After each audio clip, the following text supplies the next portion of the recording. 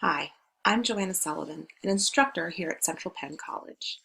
In this presentation, we're going to be looking at what it takes to write a problem solution, or otherwise called a proposal argument research paper. First, here are the objectives for this unit. Take a moment to pause the video and read through them on your own time. What is a proposal argument research paper? Well, it is basically what it says. It presents a proposal or a solution to a problem. It first identifies a problem that needs to be solved and then proposes a solution to that problem based on the research. There's a reason we're repeating these two words so many times, problem and solution.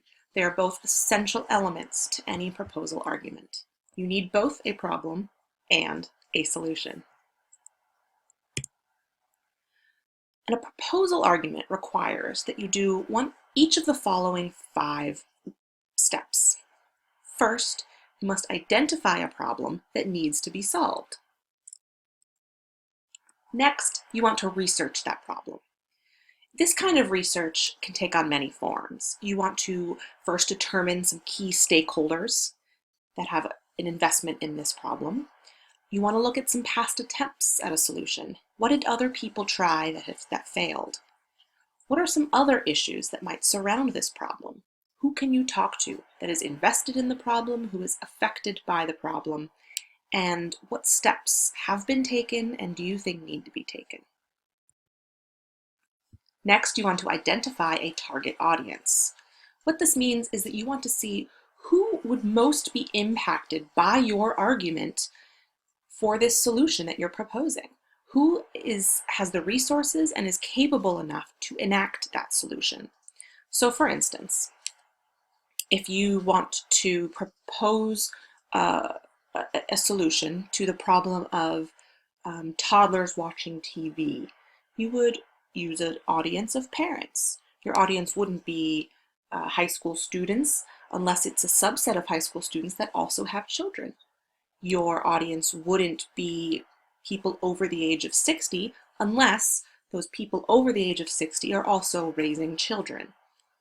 You want to be as specific as possible so that your evidence that you choose and the argument strategies that you enact are targeting that audience.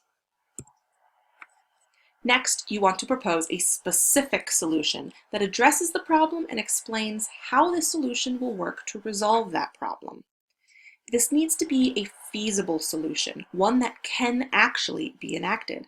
In an ideal world, all of these research essays that you are writing for this class could actually go into practice.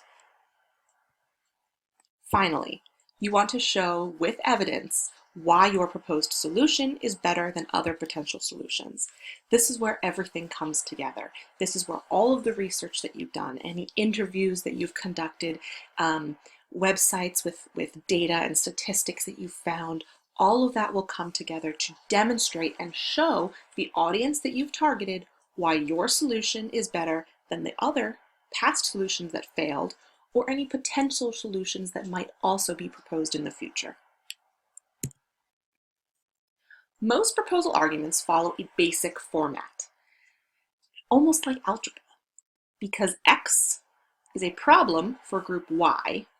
The audience that I am addressing should do Z to solve that problem.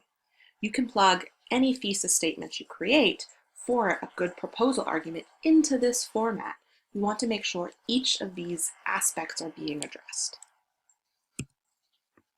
Now, proposal arguments, while they themselves are a specific type of argument claim, they can also include other types of claims, like a definition argument, an evaluative or causal argument. So therefore, your paper should include both the proposal and that other claim if that's appropriate. So for example, here are 2 potential theses. The first, wearing plaids with stripes has been shown to cause students to become distracted in class. That itself is the causal claim. Thus, all colleges should institute a dress code banning this fashion faux pas. That is the solution. You have both the problem and the solution. They are present in your thesis statement, but you also demonstrate that there is that causal claim.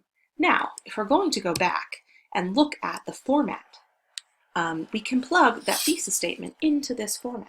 So, because wearing plaids, X, is a problem for students, group Y, the audience, colleges, and by more specificity, college administrators that I'm addressing, should implement a dress code, should do Z to solve that problem.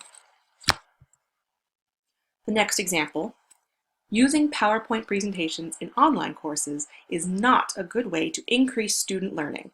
That is an evaluative claim. It's making an evaluative judgment. The solution then follows. Instead, we should undertake a serious effort to raise money to develop a more interactive program.